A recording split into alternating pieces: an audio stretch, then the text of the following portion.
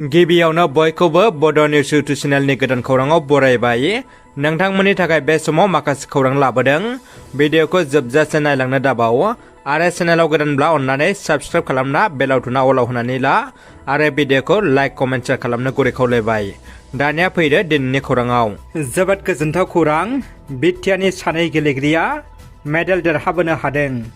Musalpur ताइक्वान्ड' एकाडेमिनिफ्राय दनगयारिया gold medal आरो सागर राफाया silver medal देरहानो हादों।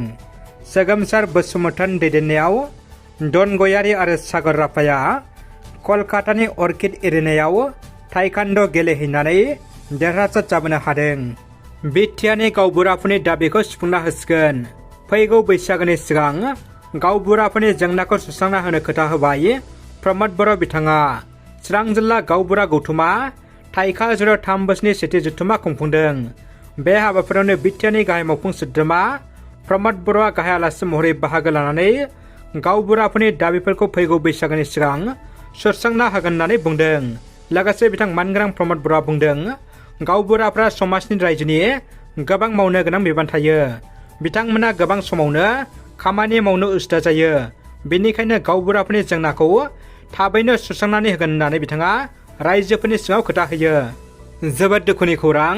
रुसनि मुंदांखा फावखुंग्रिखौ लाइभ श' सोलिनाय समावनो गिलु बालु गावना बुथारदों। इउक्रेन आरो रुसियानि दावहाया गोबां सान जालांबाय। दासिमबो दरनै हादरनि गेजेराव बे समावबो दावहाया जोबाखै, जायनि थाखाय दरनै हादरनि गेजेराव सम सम गिलु बालु जाथायफोरा जाबाय थादों। थिग बेबायदिनो रासियानि फावखुंग्रि पाउलिना मेन्सिकआ सानजा इउक्रेननि रासियाजों सामलायजानाय ओनसोलफ्राव रासियानि रौनियाफोरनि थाखाय लाइभ श' दिन्थिफुंगासिनो दंमोन। बे समावनो 40 बोसोर बैसोनि फावखुंग्रि पाउलिना मेन्सिकआ इउक्रेननि मोनसे गाग्लोबनायाव जिउ गोमानो गोनां जायो। थारैनो बर' समाजाव मा जामारदों? बर' समाजाव हिन्जाव खारनाय आरो गोमानाय जाथाया गिलु बालु बांदों।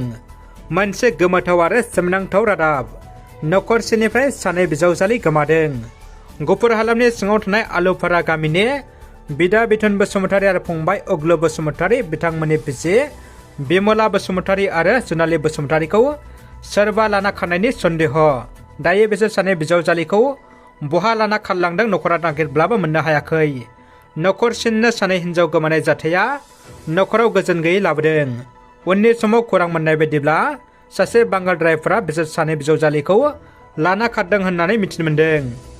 रौतायाव सा 243 फालांगिरिफोरनो बिटिआर सोरखारा अनसाय बिथांखिनि गेजेरजों अनसुंथाइ राननानै होदों।